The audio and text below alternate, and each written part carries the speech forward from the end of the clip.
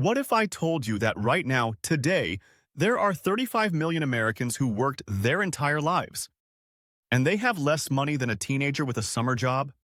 I'm talking about people who did everything right. Showed up, paid taxes, followed the rules. 40 years of waking up at 5 a.m. And when they finally check their retirement account, it's basically empty. That's the story of 35 million Americans right now. This is your neighbor, your coworker, maybe even you in 20 years. And if you're watching this thinking, that won't be me, that's the story of 35 million Americans right now. Keep watching, because the scariest part, you might already be on that ladder. Let me ask you something. If you're under 50 right now, do you honestly think your 401k will be enough? Have you run the numbers? 1 in 4 Americans has literally $0 saved for retirement. 35 million people are heading toward their golden years with no pension, no safety net, no plan B. And half of Americans over 55 couldn't survive 6 months without a paycheck. Think about that. These aren't lazy people. These aren't people who partied their way through life. These are folks who worked 30, 40 years and still can't stop. The system isn't just failing them. It's designed so they never get to leave. Imagine climbing a ladder your entire life. Rung after rung after rung. Your hands are bleeding, your legs are shaking, but you keep going because you were told there's something at the top. Then you finally look up, and you realize the ladder isn't leaning against anything at all. You've just been climbing, going nowhere. That's what's happening to millions of Americans right now. Wages went up, sure, but the cost of living went up faster. Housing prices shot through the roof. Healthcare became a mortgage payment. Insurance, education, basic necessities, each one became a leak in the boat. At first, you're fine. You're treading water. But after 30 years, you're exhausted, and you're not any closer to shore. If you're still watching, I need your help with something. Every person who understands what's really happening is one less person getting blindsided. My friend thinks I'd never reach 1,000 subscribers covering content like this, that people would rather stay comfortable than informed. Help me prove that wrong, because these stories, they're not just tales, they're your life. Now let's continue. But what about Social Security, you ask? Great question. Here's the ugly truth. Social Security was never designed to let you live. It was designed so you don't starve. Those are two completely different things. It's the difference between surviving and thriving, between existing and actually enjoying the years you worked so hard for. The system rewards you for showing up on time, for being loyal, for not rocking the boat, but it never taught you how to leave. You get praised for staying in the game, but nobody tells you how to win it. And so you work, and work, and work, until one day you look in the mirror and ask the question that millions are asking right now. I did everything they told me to do, so why am I still broke? Think about it. Was hard work ever really the plan? Or was it just a way to keep the wheels turning while someone else got rich? Social Security was designed when people retired at 65 and died at 68, a 3-year payout. Now people retire at 67 and live until 85, an 18-year payout. The math doesn't work anymore. There are 10,000 baby boomers retiring every single day, and most of them don't have enough saved. What does that mean for the country? It means more poverty, more strain on Medicaid, more elderly homelessness, more people working into their 70s and 80s because they have no choice. The wealth gap isn't just between young and old. It's between the people who had pensions and the people who got 401ks. Your parents probably had it better than you will, and your kids, they'll probably have it worse. Unless something changes. Something vanished from American life over the past few decades. The pension. Used to be, a pension wasn't some luxury perk. It was a promise, an unspoken contract between you and the company. You give us your life. We won't abandon you when you're old. A guaranteed monthly check. Then one day, poof, gone. In its place came something shiny and new, something that sounded empowering. The 401k. You're in control now, they said. You choose your own investments. Freedom. Autonomy. The American dream. Sounds great, right? Here's what they didn't say. All the risk just got dumped on you. Think about it. With a pension, if the market crashes, that's the company's problem. With a 401k, that's your problem. You pick the wrong fund, your fault. Market crashes the year before you retire? Tough luck. Economy tanks and your account loses 40% of its value right when you need it most? Well, buddy, you should have diversified better. Let me put it this way. A pension is like a concrete bridge, old school, not fancy, but solid. You can walk across it in a hurricane and you'll be fine. A 401k is like a suspension bridge, beautiful, modern, works perfectly until the wind picks up. And what's the wind? Financial crisis, recession, inflation, medical emergency, divorce, all the things that show up exactly when you're most vulnerable. You've heard it 1,000 times. Just max out your 401k, compound interest. You'll retire a millionaire. Sure, that works great if three things are true. 1. The market grows steadily for 40 years straight. 2. You have iron discipline and never touch that money even during emergencies. 3. You retire at the exact right moment when the market is up. Now, quick question. How many people do you know who can control all three of those things? Answer, 0. Because you can't control them. A 401k is like being given a parachute, but you're only allowed to open it when the wind is calm. What if there's a hurricane when you need to jump? Tough luck. Here's what actually happens in real life. You start saving at 25. Good for you. Then at 32, you get laid off. You drain some of the 401k to survive. At 38, your kid needs surgery. Health insurance doesn't cover it all. You drain more. At 45, divorce. Split the account. At 52, your company downsizes. You're unemployed for 8 months. You drain the rest. At 62, you check the balance and it's gone. Not because you were irresponsible, but because life happened. And the 401k system doesn't account for life. You know who 401ks work great for? Rich people. If you're already wealthy, if your company matches generously, if you never have emergencies, if you have other investments to fall back on, then yeah, the 401k is a dream. But for the average worker, the person living paycheck to paycheck, it's not a retirement plan. It's a slot machine you're forced to play, and the house always wins. Nobody clearly explained this switch was happening. There was no meeting where your boss sat you down and said, hey, just so you know, from now on, your entire retirement depends on the stock market. Cool? Nope. Instead, the media ran stories about flexibility and personal responsibility and growth opportunities. They called it financial freedom, but really, it was the freedom to fail, alone. Now, don't get me wrong, the 401k is great if you're already rich. High income, company matches your contributions generously, never have to touch that money for 40 years, perfect. It's a dream. But for everyone else, the people living paycheck to paycheck, the ones who have to pull money out early because of an emergency, it's not a retirement plan. It's a gamble, and you didn't even know you were playing. Think about your own 401k. Do you know exactly what funds you're invested in? Do you know what fees you're paying? Most people don't. And that's by design. So we've got a retirement system that only works if you're rich, disciplined, and lucky.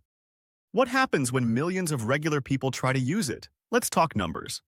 The average 401k balance for someone aged 55 to 64 is $87,000. Sounds okay, right? Here's the problem. Financial advisors say you need about 25 times your annual expenses saved to retire safely. If you spend $40,000 a year, you need $1 million. Most Americans aren't even close. And it gets worse. Because that $87,000 average is pulled up by wealthy people with huge balances. The median, the middle point, is only $18,000. $18,000 to live on for potentially 20 to 30 years. Do the math. That's $600 a year, $50 a month. Social Security adds maybe $1,500 a month. Total, $1,550 a month to cover rent, food, medicine, utilities, everything. In most American cities, that's not enough to survive. And remember, this is happening to people who worked their entire lives. So what went wrong? Why can't people save? So here's what I want you to think about. Is a retirement plan that only works under perfect conditions really a plan at all? Or is it just a way to make you responsible when things go wrong? Because when your 401k tanks, nobody says, wow, the system failed you. They say, you should have saved more. You should have invested smarter. The blame falls on you every single time. The disappearing pension was just the first domino. Wait till you hear what happened to people's ability to save anything at all. When people hear that 35 million Americans have no savings, the first reaction is always the same. They must be bad with money, probably spending on stuff they don't need. Avocado toast and iPhones, am I right? But hold up. Let's actually look at reality for a second. Most of these people aren't living lavishly. They're living on the edge. Imagine life as a conveyor belt. You're not standing still, but you're not moving forward either. You're just running in place, trying not to fall off. Paycheck hits your account on Friday. By Monday, half of it is gone.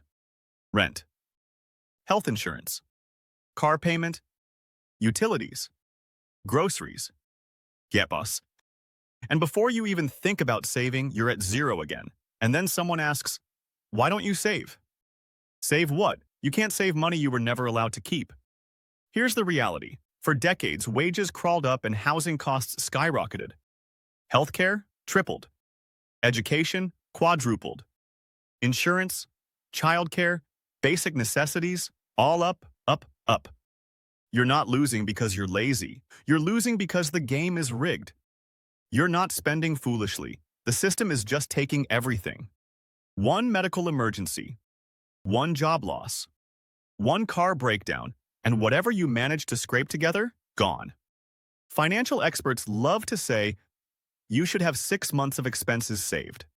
6 months of expenses for the average American is like $15,000. Most people have never held that much money in their hands at once, let alone saved it. It's like telling someone to build a spaceship in their garage. Sure, it's possible, but is it realistic? The system demands financial discipline from you while simultaneously being designed to consume every dollar you make. You're supposed to be responsible, but you're living in an economy that doesn't leave room for responsibility. One mistake used to mean you'd stumble and get back up. Now, one mistake can wipe you out completely. The scariest part isn't having no savings, it's the feeling, I've done everything I can and this system still won't let me breathe. When you live like that long enough, you start to believe saving isn't for people like me. So what do you think? Is this a personal responsibility problem, or is life increasingly designed so most people can't escape? And it gets worse. Because the people in charge, they've known about this the whole time. And they chose silence. The government is not surprised by any of this. They know Social Security is under pressure. They know Medicare wasn't built for a society aging this fast. They know more people are retiring than contributing. This isn't hidden information. It's in reports, congressional hearings, 500-page analyses gathering dust on shelves. The problem isn't lack of data. The problem is nobody wants to say the quiet part out loud. So instead of fixing the problem, they stall. It's like living in a house with a cracked foundation. Instead of repairing it, they just repaint the walls and hope nobody notices. Every election cycle, the problem gets kicked down the road. Not because there's no solution, but because the political cost of telling the truth is too high. The system needs you to believe everything's fine, because if you knew how bad it really was, the whole thing would collapse. So they stay quiet. The media stays quiet. Everyone pretends the bridge isn't crumbling. And in the meantime, what are you doing? Still working, still paying taxes, still believing someone, somewhere, has a plan. Until one day, you're 65 and realize nobody was coming to save you. The plan was always for you to figure it out yourself. And when the truth finally comes out, who suffers? You do, the people least able to handle it. Let's talk about the media for a second. Every time retirement comes up on the news, you hear the same story. People aren't planning ahead. Americans spend too much. They're not investing wisely. See the pattern? It's always your fault. And most importantly, it doesn't make anyone powerful uncomfortable. Because when you blame individuals, you don't have to ask hard questions. You don't have to examine the system. You don't have to talk about wage stagnation or corporate greed or how risk got shifted from companies to workers. Just point at some guy who bought a latte and say, that's why you're broke. But here's the thing. If a few people fail, sure, maybe it's personal. But when 35 million people have no savings, no pension, and no way out, that's not a personal failure. That's a system failure. If one car crashes, you check the driver. But if a million cars crash on the same road, maybe it's the road. The media doesn't talk about the road. They talk about individual drivers. They tell you personal stories, easy to digest, easy to conclude. This family struggled because they made bad choices. Those stories aren't lies, but they're incomplete. They ignore the context. Ignore that wages haven't kept up with costs. Ignore that every risk, medical, job loss, family emergency, falls on individuals now. And then the media turns around and asks, why didn't you prepare better? That's like asking someone drowning in a riptide, why don't you swim harder? The media doesn't talk about the road. They talk about individual drivers. Blaming individuals is easy. It doesn't require systemic analysis, and it doesn't upset advertisers. So viewers come away thinking, if I'm struggling, it must be my fault. Meanwhile, 35 million people are thinking the exact same thing. Alone, in silence. Why does this system produce the same failures over and over across an entire generation? That's not a personal problem. That's a system problem. And as you get older, your options don't expand. They shrink. And this system was never designed to give you a second chance. After 50, the doors start closing. Not all at once, quietly. Want to switch careers? Possible. But employers want younger, cheaper, more flexible. Want to increase your income? Harder than it was at 30. Not because you're less capable, because the system assumes you're at the finish line. And then there's your body. You can plan financially. You can learn to invest, but you can't negotiate with your knees, your back, your heart. One surgery, one diagnosis, one fall, and your plan to work a few more years, shattered. When you're young, you can fail and recover.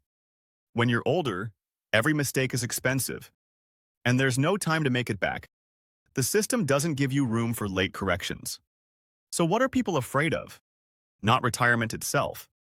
The moment when they have no options left, and they're still not ready. There is no rescue coming. No sweeping reform, no relief package, no reset button. The system has run this way for decades. And changing it would cost too much politically and financially. So the burden falls on you, on each individual. Work longer. Live smaller. Hope your health holds. Rely on family if you can. None of those are solutions. America has plans for the market, but no plan for people as they age. That's cold. But it explains why millions feel so alone in their worry. So here's what I want to know from you. Is this really about personal responsibility? Or is it about a system that was redesigned to benefit corporations while leaving workers behind? Drop a comment and tell me, do you think you'll be able to retire? Or are you planning to work until you can't? And more importantly, what are you doing to protect yourself in a system that clearly isn't built to protect you? If you think conversations like this need to happen more often, hit subscribe, turn on notifications, and see you in the next one.